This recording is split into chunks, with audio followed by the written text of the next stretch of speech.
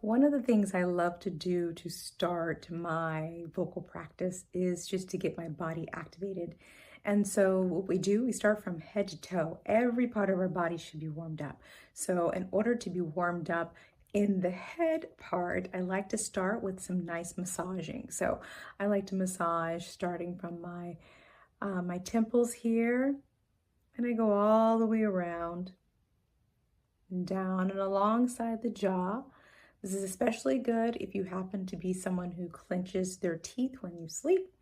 So relaxing, just let that tension go and go all the way around.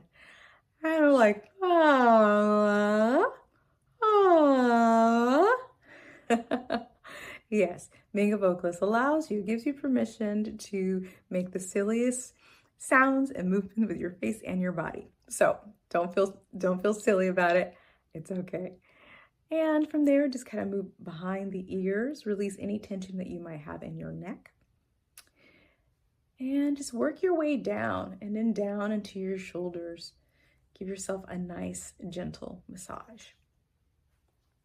Okay. And so here, obviously, there's no technique involved. It really is just giving your upper body, your head and your shoulders some attention, because we're like this during the day, right?